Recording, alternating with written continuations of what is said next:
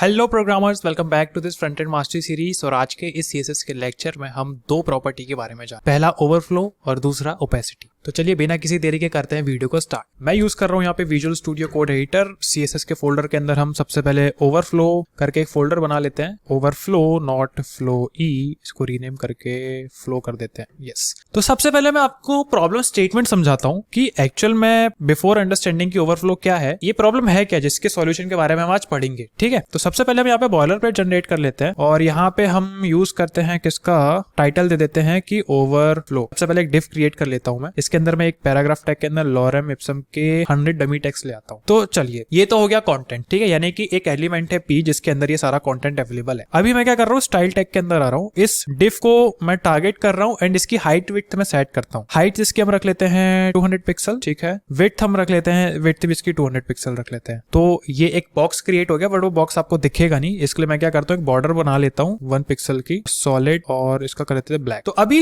ये सिर्फ इतना एक बॉक्स है। ठीक है, ये बॉक्स आपको दिख रहा होगा। इस बॉक्स के अंदर मैंने जो पी एलिमेंट के अंदर जो कंटेंट पास किया है वो 100 वर्ड्स का है और वो आप देखो कि इस बॉक्स के बाहर जा रहा है, इस बॉक्स के बाहर जा रहा है। तो बेसिकली इसको आप क्या बोल सकते हैं कि ये बॉक्स के बाहर जा रहा है, मतलब ओवरफ्लो कर रहा है। यानी कि जब आपकी वेबसाइट पे कोई कंटेंट किसी एक पर्टिकुलर स्पेस के बाहर जाए तो आप बोल सकते हो कि भाई ये जो मेरा कंटेंट है ये ओवरफ्लो कर रहा है, वो आपका ओवरफ्लो कर रहा है। अब इस ओवरफ्लो को कंट्रोल करने के लिए सीएसएस पे एक ओवरफ्लो प्रॉपर्टी होती है जिसका हम यूज करेंगे और डिफरेंट सॉल्यूशंस हम जानेंगे कि कैसे आप इस कंटेंट को पैक कर सकते हैं इस बॉक्स के अंदर। इसका सिंटेक्स बेहद आसान है, आपको सिंपल एलिमेंट लिखना है और ओवरफ्लो प्रॉपर्टी लगा देनी है। जब आप ओवरफ्लो प्रॉपर्टी लगाएंगे वहां पे आपको 4 ऑप्शन मिलेंगे। कौन से वो 4 ऑप्शन है, चलिए मैं आपको बता देता हूँ। सबसे पहला जो ऑप्शन आएगा ओवरफ्लो करके, इसके अंदर देखो आप ऑटो, हिडन, स्क्रोल, विजिबल। ये 4 चीजें मैं आपको समझाता हूँ एक एक करके। सबसे पहला है विजिबल, यानी कि जो ओवरफ्लो कंटेंट हो रहा है आप उसको दिखाना चाहते हैं, आप उसको छुपाना नहीं चाहते, तो वो कोई सेंस ही है ही नहीं। मतलब मैंने तो आज तक कभी यूज नहीं किया विजिबल का, क्योंकि आप नहीं भी यूज करोगे तो वैसे भी कंटेंट ओवरफ्लो हो ही रहा है। ठीक है, तो विजिबल का मतलब ये हो गया। सेकंड आता है हिडन। हिडन मतलब कि अब ये बॉक्स के बाहर जितना भी कंटेंट जा रहा है, जितने भी वर्ड्स जा रहे हैं, आप उसको हाइड। इसका यूज केस मैं आपको बताता हूँ। आपने कुछ वेबसाइट्स में देखा होगा, जब आप कोई ब्लॉग वगैरह पढ़ते होंगे तो वहां पे क्या होता है कि आपको छोटा सा कंटेंट पढ़ाया जाता है, फिर उसके बाद आपको जो आगे का कंटेंट है वो हिडन कर दिया जाता है। आप जब तक लॉग इन नहीं करोगे आपको आगे का कंटेंट नहीं देखने मिलेगा, और जैसे आप लॉग इन करते हो आपको आगे का कंटेंट पढ़ने को मिल जाता है। तो कह सकते हैं वहां पे कहीं ना कहीं कि वहां पे आप ओवरफ्लो हिडन का यूज किया गया है। बट अभी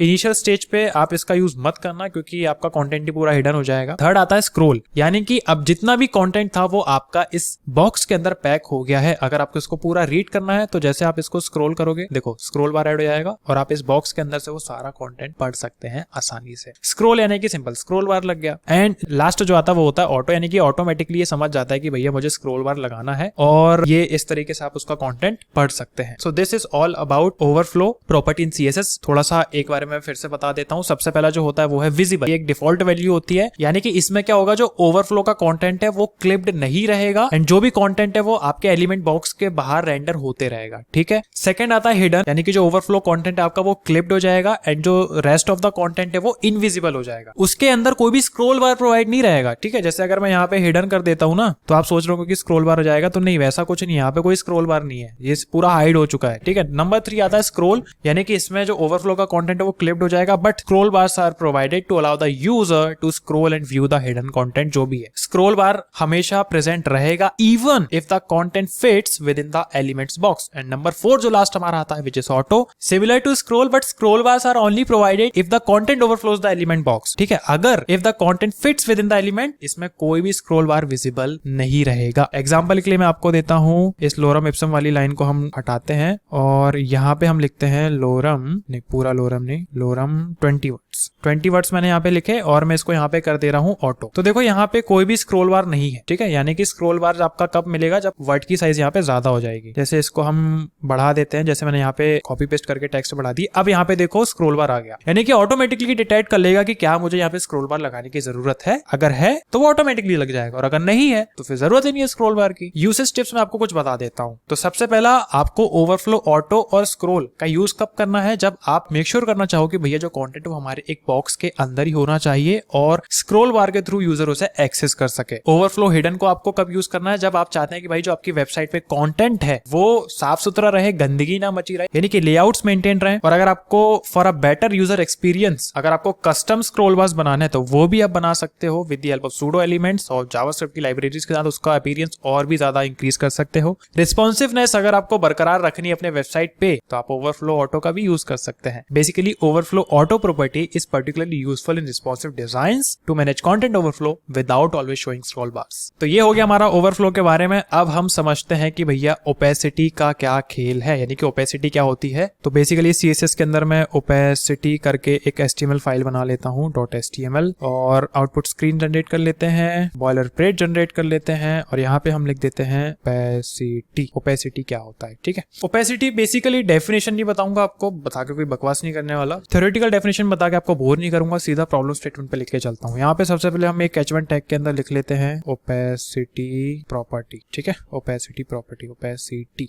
तो यहाँ पे एक डिव क्रिएट कर लेते हैं हम इमेज बॉक्स के नाम से, ठीक है। एक डिव क्रिएट किया मैंने सिंपल। तो यहाँ पे हमें जरूरत पड़ने वाली है एक इमेज की, तो मैं ब्राउजर को ओपन करता हूँ, सफारी यूज कर रहा हूँ मैं यहाँ पे, और मैं यहाँ पे लिखता हूँ फ्री स्टॉक इमेज। इमेजेस पे आते हैं और ये वाली प्रॉपर्टी, हाँ ये इमेज काफी बढ़िया लग रही है। राइट क्लिक करके कॉपी इमेज एड्रेस और यहाँ पे आते हैं img टैग को कॉल करते हैं, सोर्स इसका लिंक कॉपी पेस्ट कर देते हैं और ये इमेज हमारी यहाँ पे आ चुकी है। तो अभी सबसे पहले मैं क्या कर रहा हूँ, इस इमेज की हाइट विड्थ सेट कर दे रहा हूँ ताकि विजिबल हो जाए। तो बेसिकली मैं यहाँ पे जो डिव है हमारा इमेज बॉक्स को टारगेट करता हूँ, इसकी हाइट हम सेट कर देते हैं 200 पिक्सल। तो यहाँ पे हमने स्टाइल टैग को भी कॉल कर लिया है, डायरेक्टली img टैग को कॉल करते हैं। इसकी हाइट में पहले सेट कर देता हूँ 200 पिक्सल, ठीक रहेगा। विड्थ में सेट कर देता हूँ 200 पिक्सल, ये भी सही है। तो ये एक इमेज मेरी यहाँ पे आ चुकी है। आपने देखा होगा कई जगह कि कुछ इमेज जो है वो थोड़ी सी धुंधली यानी कि कम दिखती है। तो बेसिकली अगर आपको किसी भी एलिमेंट की ट्रांसपेरेंसी को कंट्रोल करना है तो आप यूज करेंगे CSS की ओपेसिटी प्रॉपर्टी का। इसका यूज किया जाता है to create visual effect such as faded images, see through elements and layer design. जैसे आपने देखा होगा कि आप किसी भी वेबसाइट पे जाते हैं तो एक इमेज काफी धुंधली सी होती है, फिर जैसे आप एंटर करते हैं वो एकदम से पूरी क्लियर दिखने लगती है, राइट। तो इसी टाइप के विजुअल इफेक्ट्स को क्रिएट करने के लिए उनकी ट्रांसपेरेंसी को कंट्रोल करना पड़ता है और वो आप कंट्रोल करते हैं with the help of opacity. Opacity property in CSS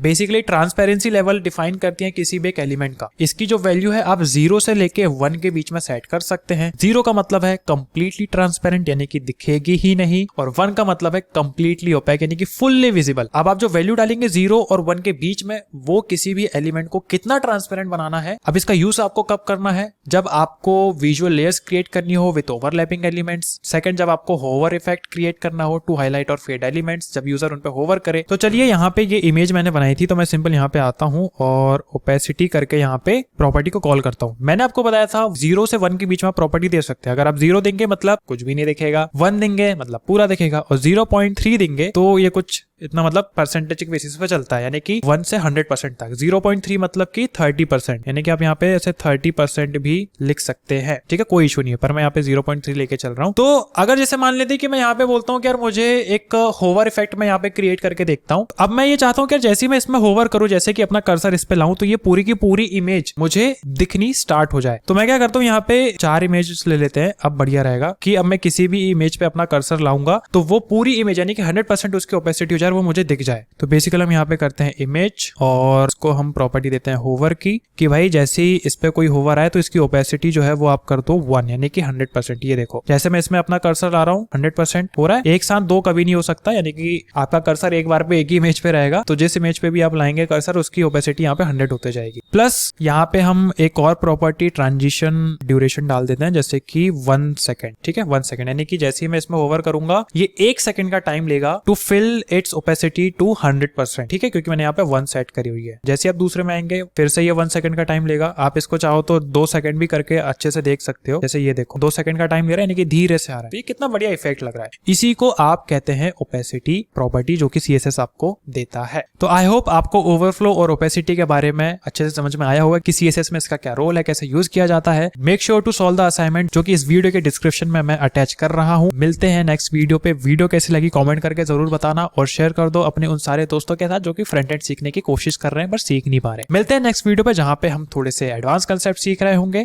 thank you so much for watching.